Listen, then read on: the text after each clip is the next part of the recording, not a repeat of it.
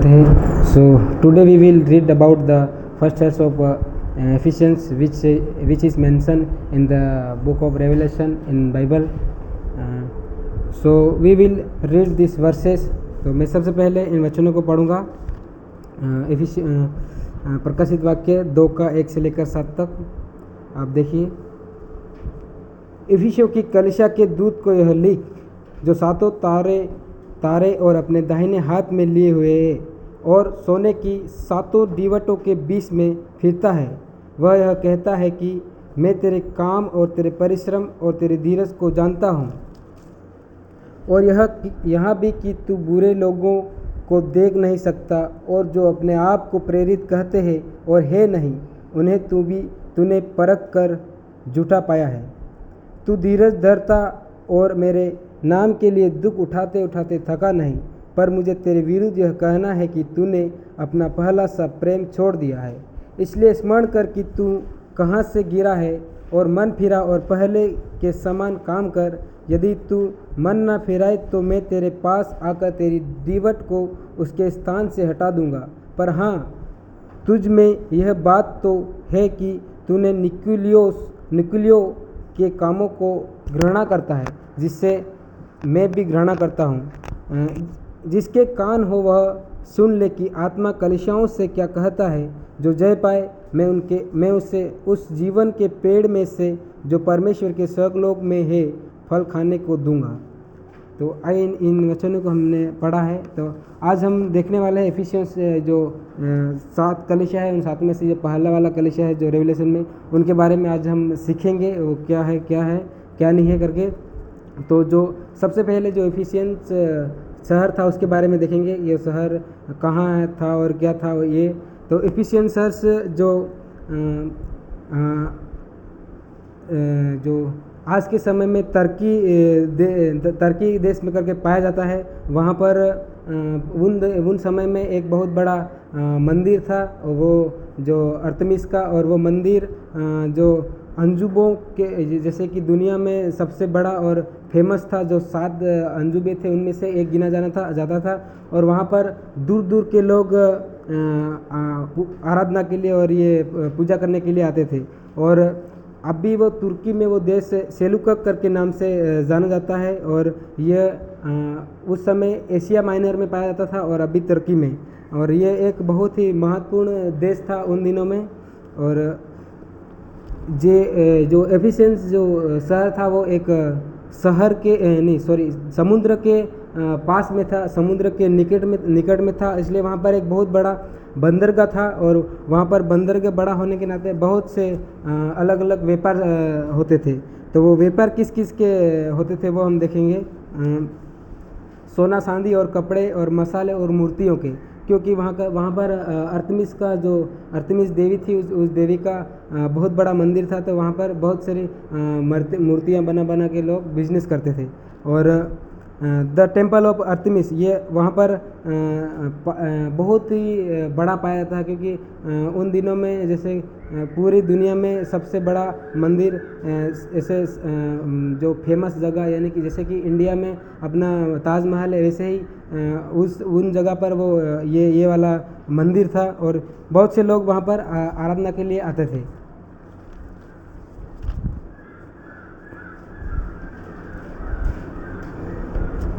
और वहाँ पर ये सबसे एक कॉमन बात थी जादू टोना वाली बातें वहाँ पर बहुत ज़्यादा होती थी। और लोग ये विश्वास करते थे कि कोई भी जादू टोना करेगा तो उनके काम में रुकावट या उनके जीवन में रुकावट ऐसी होती थी। वो वहाँ पर 3 शब्दों का उपयोग किया है, मैं लिखूँगा।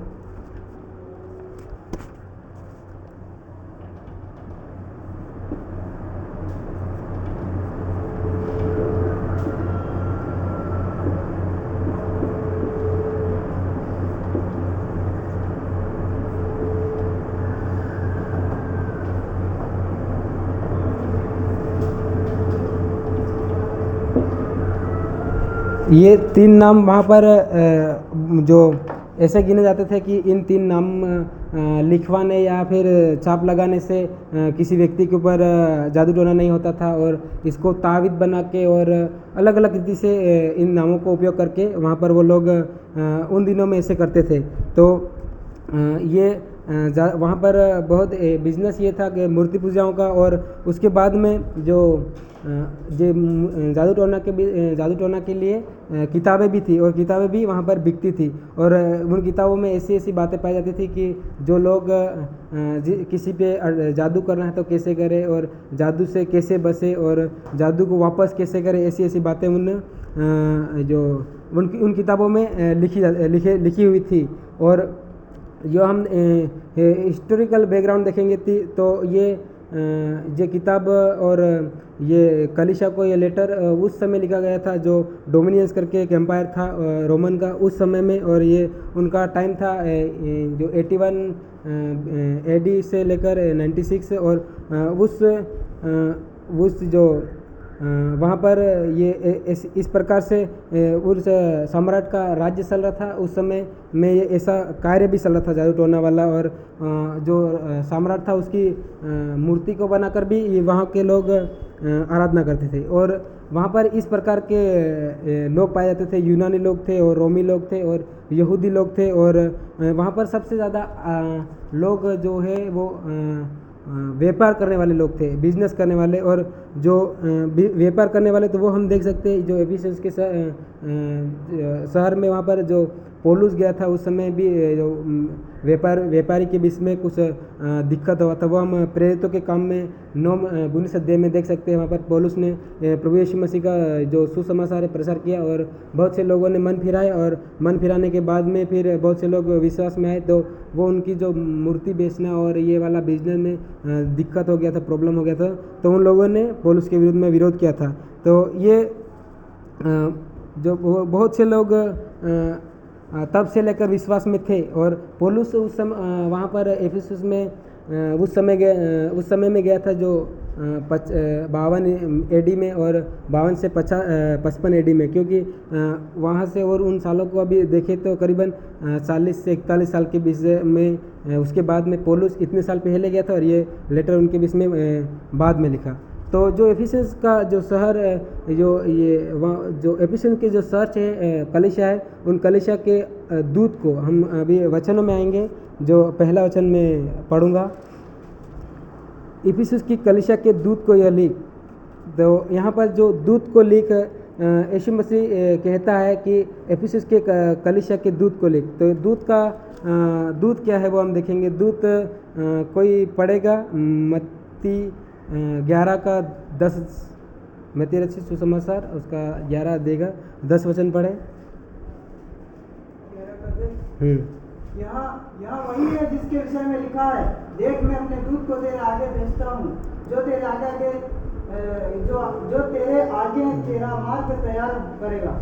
तो यहाँ पर जो यूहन्ना बपतिस्मा देने वाले के बारे में लिखा है वो यीशु मसीह के लिए मार्ग निकाला, तो इसको वहाँ पर एक दूत के रूप में उपयोग किया है। और यहाँ पर ये दूत है जो एफिसस के जगह के वहाँ के जितने अगुवे हैं, जितने जो मसीह लोगों को चलाने वाले, उन सभी मतलब दूतों को सभी अगुओं को दूत करके कहा गया है। और हम दूसरे पार्ट में आएंगे उसी वचन में जो लिखा है कि 7 तारों अपने दाहिने हाथ में लिए।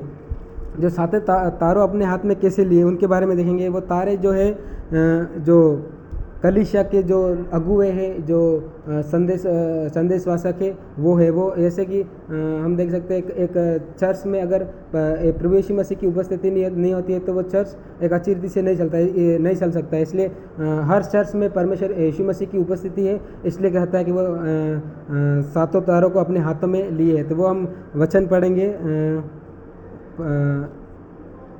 1 का 20, जो रेवलेशन 1 का 20 पढ़े। अर्थात उन 7 तारों का भेद जिन्हें तूने मेरे दाहिने हाथ में देखा था, और उन 7 सोने के दीवटों का भेद, वे 7 तारों 7 कलीसियाओं के दूत हैं, और वे 7 दीवट 7 कलीसिया हैं। ये उन कलीसिया के जो संचालक करने वाले थे उनके बारे में बताया है। और हम दूसरी बात देखेंगे यहाँ पर इसी में जो 7 दीवटों के बीच में वो फिरता है ये करके, जो सोने की दीवट है उनके बारे में देखेंगे तो यहाँ पर जो लिखा है और सोने की सातों दीवटों के बीच में फिरता है। वह यह कहता है जो सोने की दीवट थी वो क्या थी, जो सोने की दीवट कलीसिया को कहा गया है। जो सातों कलीसिया थी उनको सोने की दीवट कहा गया है। वो हम रेवलेशन 1 का 12-13 में पढ़ेंगे तो वहाँ पर हमको समझ में आता है। कोई पढ़े प्रकाशित वाक्य 1 का 12-13 तब मैंने उसे जो मुझसे बोल रहा था देखने के लिए अपना मुंह फेरा और पीछे घूमकर मैंने सोने की 7 दीवटें देखी और उन दीवटों के बीच में मनुष्य के पुत्र दृश्य के एक पुरुष को देखा जो पांव तक का वस्त्र पहने और छाती पर सोने का पटुका बांधे हुए था।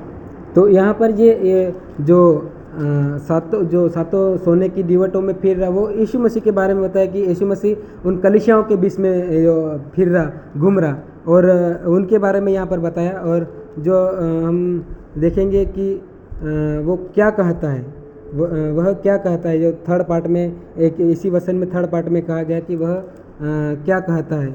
वह यह कहता है कि यीशु मसीह का सुसमाचार, यानी कि जो यीशु मसीह है वो उन कलीसिया के लोगों को, कलीसिया के अगुओं को क्या कहता है। तो दूसरे वचन में हम देखेंगे मैं तेरे काम और तेरे परिश्रम और तेरे धीरज को जानता हूँ। यहाँ पर 3 काम बताए गए हैं, काम और परिश्रम और धीरज, इनको जानता हूँ करके यीशु मसीह उनको कहता है। तो काम क्या है वो हम देखेंगे। उन समय यस सर,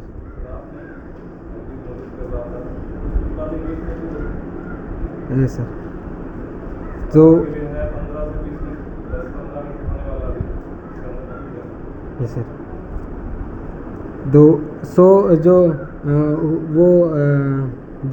वो काम क्या क्या है वो हम देखेंगे। काम जो वही है यीशु मसीह के सुसमाचार, जो गोस्पल जो जीसस क्राइस्ट का वो लोग उस समय जो शेयर कर रहे थे और अच्छी रीति से बिना जो किसी काम को रुके हुए नहीं वो फैला रहे थे। यीशु मसीह का एक अच्छी रीति से काम कर रहे थे और उनका जो एक आराधना कर रहे थे वो भी एक अच्छी रीति से कर रहे थे। और जो भी है जो अगुवे जो काम करते हैं वो एक अच्छी रीति से काम करते हैं, उनको बोला। और जो परिश्रम के बारे में ये कहा कि जो उस समय में जो परसिक्यूशन होता था, जो कुछ टेंपल के जो अगुवे होते, जो मंदिर के जो अगुवे होते वो लोग, और ऐसे लोग सताते थे उन लोगों को, जो उन लोगों के सताने के कारण भी ये लोग यीशु मसीह का जो गॉस्पेल है वो शेयर करते थे।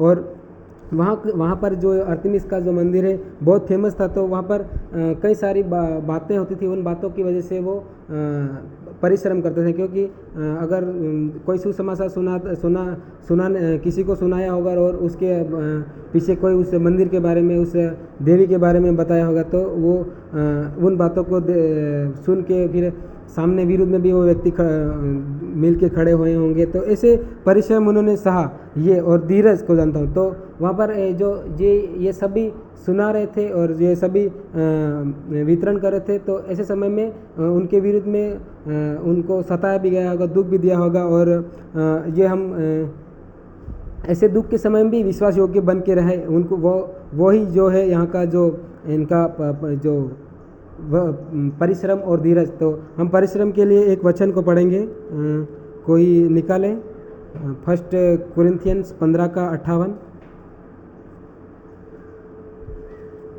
somebody read this verses, verse 58।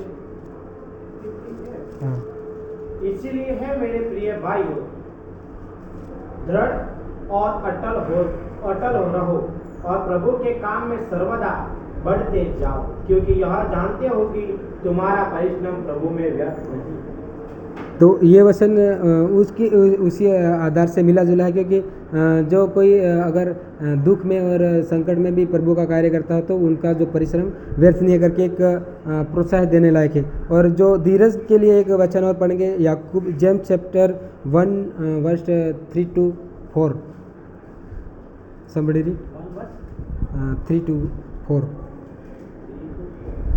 1-3-4। यह जानकर कि तुम्हारे विश्वास के परखे जाने से धीरज उत्पन्न होता है, पर धीरज को अपना पूरा काम करने दो कि तुम पूरे और सिद्ध हो जाओ और तुम में किसी बात की घटी न रहे।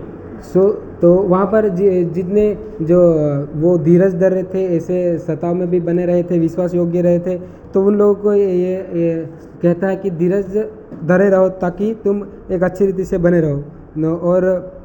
और देखेंगे हम जो दूसरा उसका पार्ट है दूसरे वर्ष का, यह भी कि तुम बुरे लोगों को देख नहीं सकते। यहाँ पर यह देखेंगे कि बुरे लोगों को देख नहीं, कैसे बुरे लोगों को देख नहीं सकते। वो हम देखेंगे कि जो गलत शिक्षा दे रहे थे, गलत काम कर रहे थे, गलत कर रहे थे, यानी कि पाप कर रहे थे, ऐसे लोगों को वो देख नहीं सकते थे। यानी कि कोई विश्वासी अगर विश्वास करते हुए भी कुछ गलत कर रहा है तो वो सीधा जाकर उनको बोल रहे थे कि भाई ये गलत है, ऐसे करके उनको उन काम में से वापस लाने के लिए प्रयास कर रहे थे। इसलिए यहाँ पर यह बताया गया कि तुम बुरे लोगों को देख नहीं सकते, उनको सुधारने के लिए वो प्रयास कर रहे थे। और ऐसा भी हो सकता है कि जो गलत शिक्षा दे रहे थे उनको गलत शिक्षा देने से रोक रहे थे। और फिर एक और बात है इसमें, जो अपने आप को प्रेरित कहते हैं और वे है नहीं, उन्हें परख कर झूठा ठहराते थे। ये हम देखेंगे जो झूठे उन दिनों में। इससे पहले हम एक वर्सेस पढ़ेंगे, John chapter 4 verse 1। Somebody read verse 1। यूहन्ना रचित सुसमाचार उसका 1 का फिर जब 4 का प्रभु को मालूम हुआ कि फरीसियों ने सुना है कि यीशु यूहन्ना से अधिक चेले बनाता और उन्हें बपतिस्मा देता है। कौन सा पढ़ा? John chapter 4 verse 1, right? John chapter 1, sorry, और यूहन्ना की पत्री था।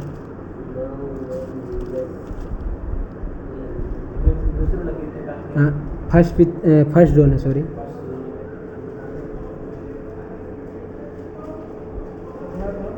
First John 4 verse 1। Beloved, do not believe every spirit, but test the spirit to see whatever they are from, or whether they are from God, or any false prophet have gone out into the world. तो यहाँ पर ये वचन पढ़ते हैं कि वहाँ पर लिखा है, आत्मिक प्रतिनिधित्व ना करो, वरन आत्माओं को परखो कि वे परमेश्वर की ओर से है या क्योंकि वे बहुत से झूठे भविष्यवक्ता जगत में निकले खड़े हुए हैं।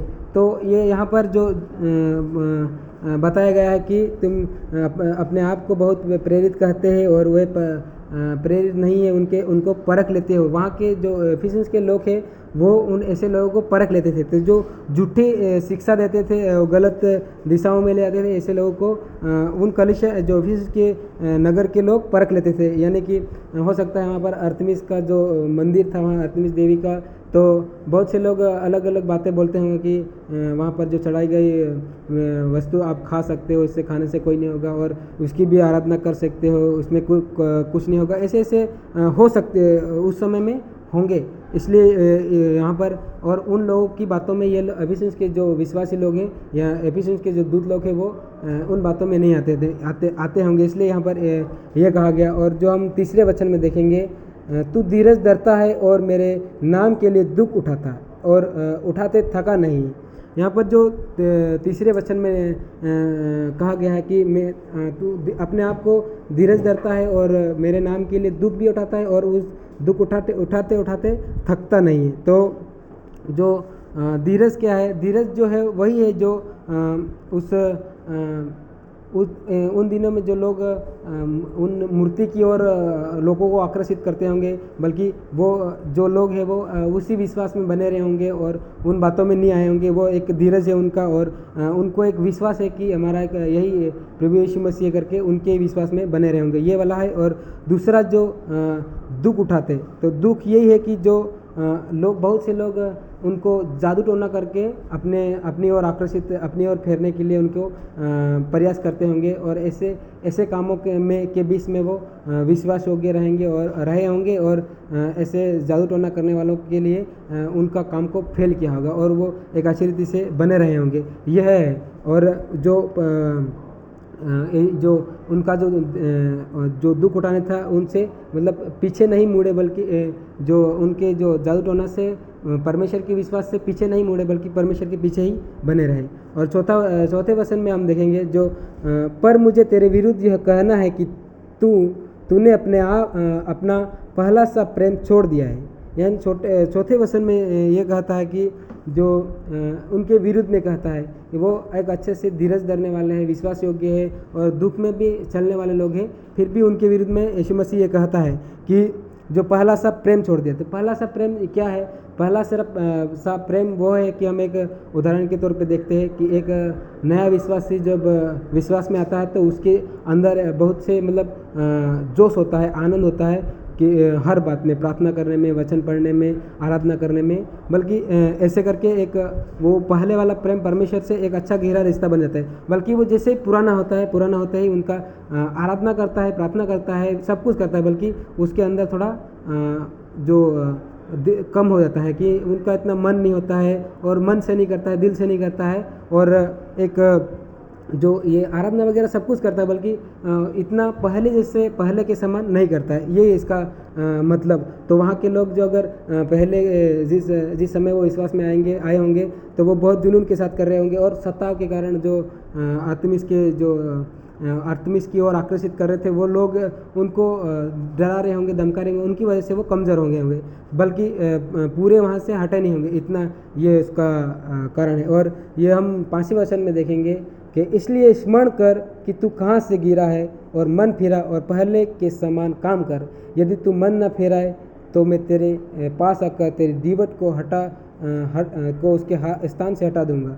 तो यहाँ पर 2 या 3-4 बातें हैं। इन सभी बातों को हम देखेंगे कि क्या क्या है जो कहाँ से गिरा है। इस बात पर हम थोड़े देखेंगे कि गिरा है ये बात हम बाइबल में देख सकते हैं कि शैतान को भी गिराया गया, और ऐसा है। तो यहाँ पर ये गिराया गया, यहाँ पर ये नहीं है कि उनका जो इफिसुस के अगुओं को गिराया गया, यानी कि वो शैतान, ऐसा नहीं, बल्कि सिर्फ एक ऐसा इस्तेमाल होता है।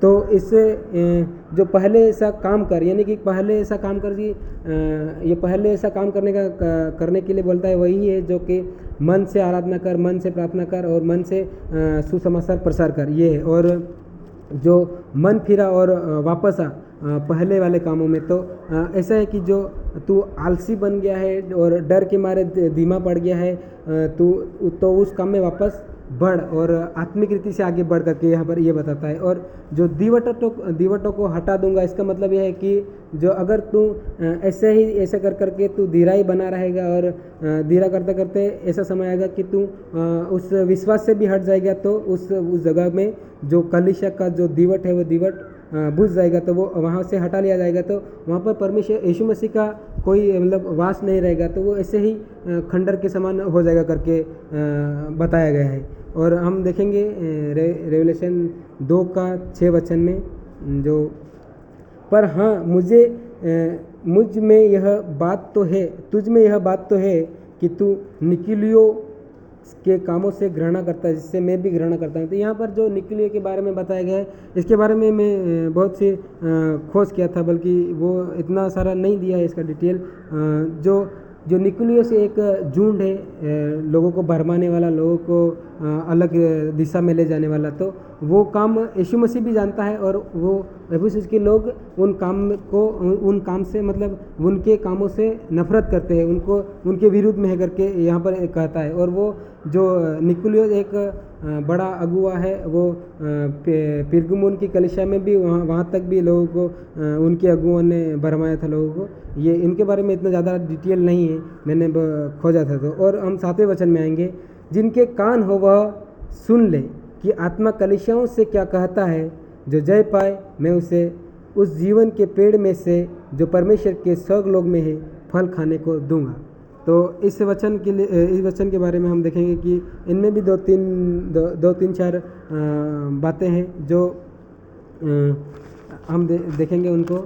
जो जिनके कान है वह सुन लो, यानी कि इसका जो ये वर्ड उपयोग किया गया, तो इसका मतलब यह है कि जो कलीसिया के सभी लोग हैं उन लोगों को कहा गया कि तुम वापस मुड़ के अपने उसी काम में आओ जिन काम में तुम पहले थे, उन्हीं काम में।